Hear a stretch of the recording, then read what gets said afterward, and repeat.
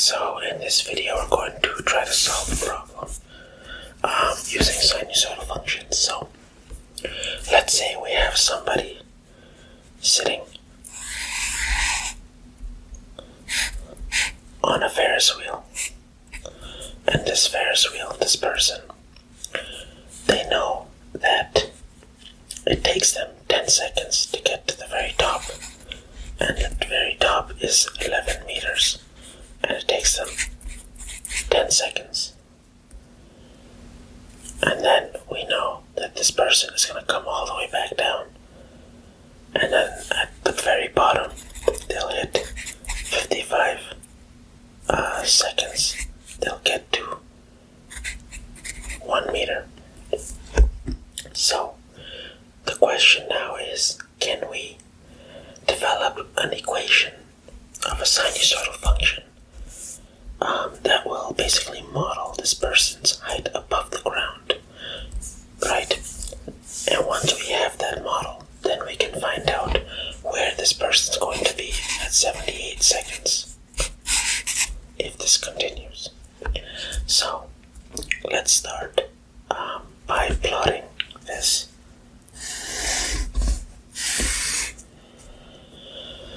So let's do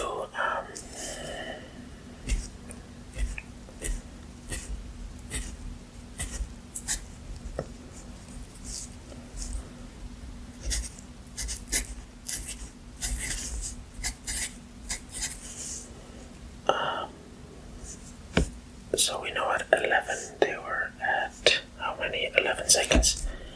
So let's do 10, 20, 30, 40, 50, 60, 70, 80, 90, 100.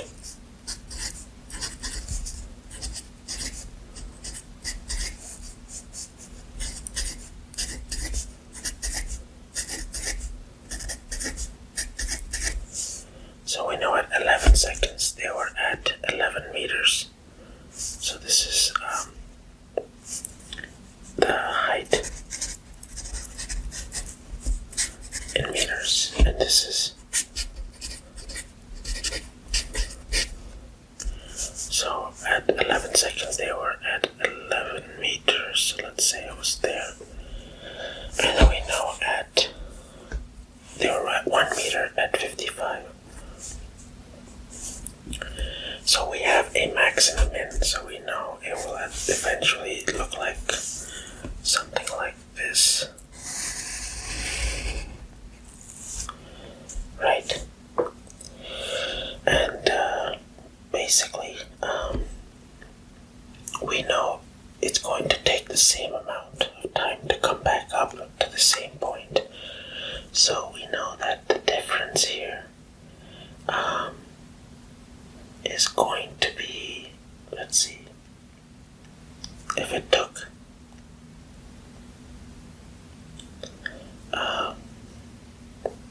from there to there, 55 minus, well, it took at 10 seconds, it took him to 11, and then back down to 45. So we have 45 seconds from top to bottom. So it should take him 45 more seconds to go back to the top. So if at 55 we add 45, we have 100. So we should get back to 100.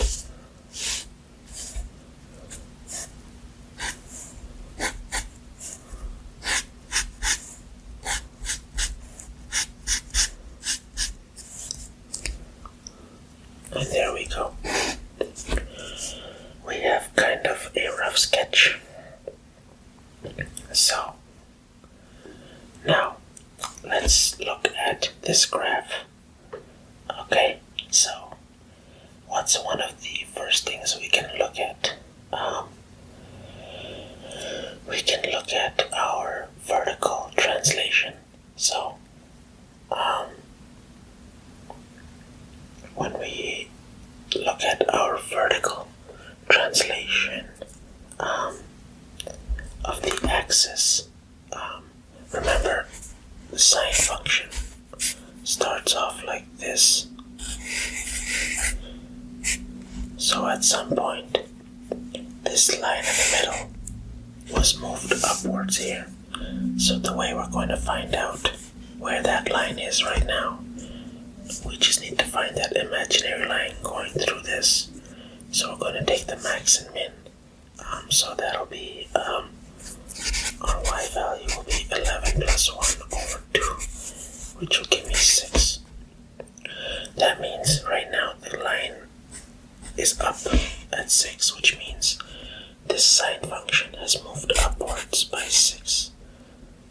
So we have that information here. Up 6. What else can we look at? We can look at the amplitude. Yes, so our amplitude, let's look at from 6, which is our line here. That is 11 up here. If this is 6 and that's 11, then our amplitude, all even here, 6, and our bottom point, our throw, is 1. We know our amplitude is 5, which means we've had a vertical stretch by a multiple of 5. Amplify. So there are two things right off the bat I was able to identify. So let's look at our next question, our next part. Let's look at our horizontal compression or stretch. Let's say our horizontal compression, let's call it K, a value of K. So let's look at,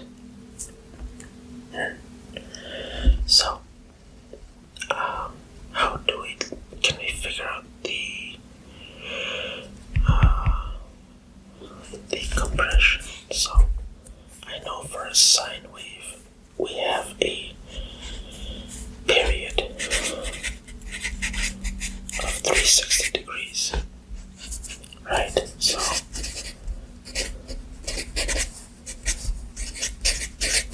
360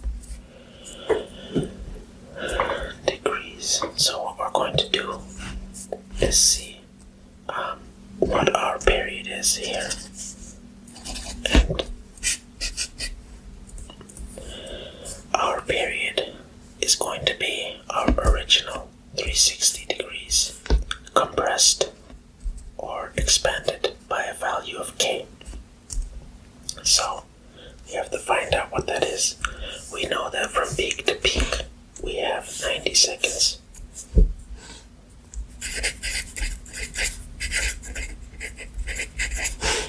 And how did we get there? We got 90 equals 360 over K. So when we cross multiply or rearrange, we have 360 over 90. So we have K equals 4.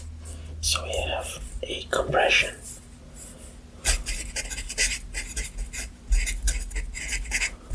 of 4.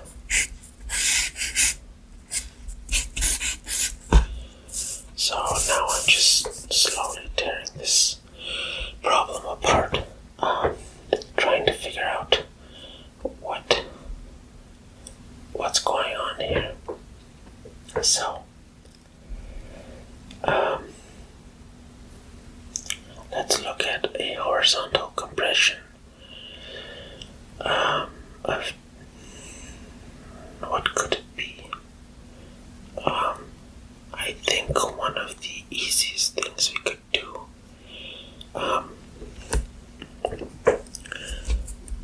so if we look at, instead of a sine function, let's look at a cos function, because a cos function starts at 1. So we know that it will start here at 1 and go like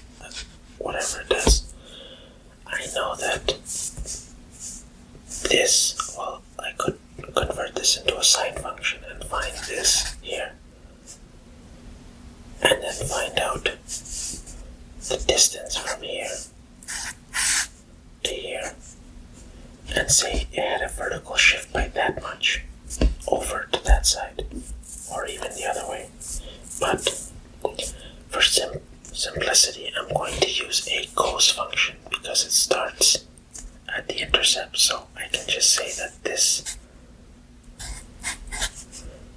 part here, if I moved it over to the right by 10,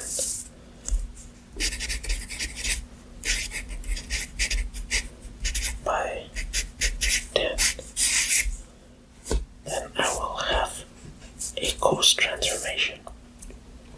So now I have 1, 2, 3, 4, 5. I have all these pieces of information. Now I can actually put this together and just write out a cos function. So we do have ry equals a cos k x minus d plus c. Just by plugging these in, I know my c value is this. This is my d value right here.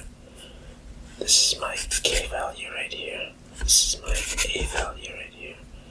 So I can just rewrite this. Y equals 5 cos 4 x minus 10 degrees plus 6. And there you go. And now back to the original question. 78 seconds. I want to find out where this guy's gonna be at 78 seconds. So I just plug in 78 here.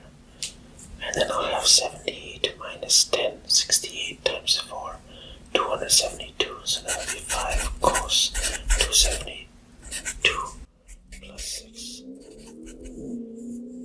You plug this in. Cos of 272 is 0.035. 5 times that plus 6 is about 6.17 meters, so somewhere here.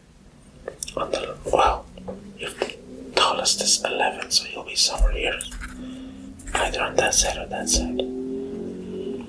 So there you have it. Actually, you can even eyeball it here. 6.17 at 78 seconds. So right about there. Yeah, 6 point something. Yeah, looks good. So that has been us using our brains to solve a problem using a sinusoidal wave. That is all for this video.